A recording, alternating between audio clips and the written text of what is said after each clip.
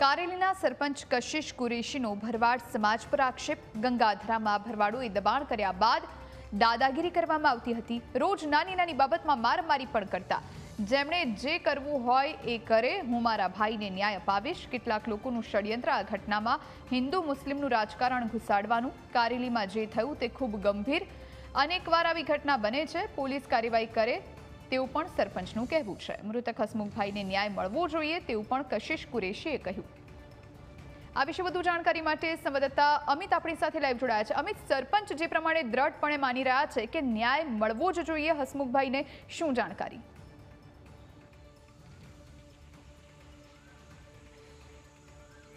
जी ચોક્કસથી આ સમગ્ર ઘટનાની જો વાત કરીએ તો ટ્રેક્ટર પૂરપાટ ઝડપે ચલાવવા બાબતે જે રાહુલ ભરવાડને ઠપકો આપવામાં આવ્યો હતો તે બાબતે હસમુખ ધોળિયા નામના વ્યક્તિની હત્યા થઈ હતી।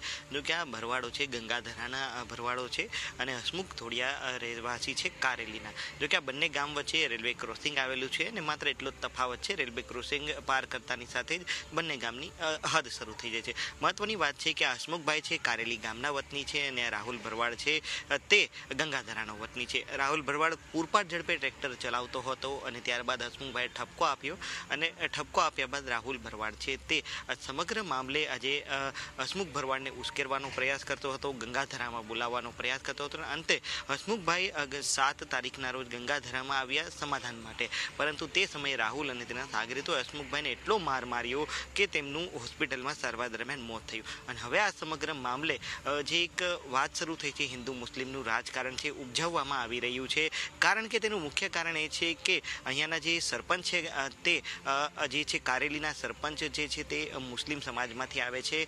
કશિશ તેમનું નામ છે અને તેમના દ્વારા ભરવાડોએ ગેરકાયદેસર જે દબાણો કર્યા હતા તેને હટાવ્યા હતા અને હવે આ સમગ્ર મામલો છે હિન્દુ મુસ્લિમ તરફ વળી રહ્યો છે। પરંતુ મુસ્લિમ સમાજના જે સરપંચ હોવા છતાં પણ તેઓ કહી રહ્યા છે કે હું મારો ભાઈ હસમુખ છે તેને ન્યાય અપાવીશ અને જવાબદારો છે તેમની સામે કડકમાં કડક કાર્યવાહી થાય તે પ્રકારની કામગીરી કરીશ। બીજી તરફ અહીંયાના સાંસદ પ્રભુ વસાવા અને ધવલ પટેલ છે તેમને પણ આજે સરપંચ છે કશિશ તેમની મુલાકાત લીધી હતી, મૃતકના પરિવારની મુલાકાત લીધી હતી અને જવાબદારો સામે કડકમાં કડક કાર્યવાહી થશે તે પ્રકારનું નિવેદન આપ્યું છે। બીજી તરફ આ ઘટના બાદ પોલીસનો બંદોબસ્ત પણ ગોઠવી દેવામાં આવ્યો છે। જો કે ગામના લોકો અને અન્ય લોકોનું કહેવું એવું છે કે અહીંયા વારંવાર આવા નાની નાની ઘટનાઓ થાય છે ત્યારે પોલીસે કાર્યવાહી કરવી જરૂરી છે।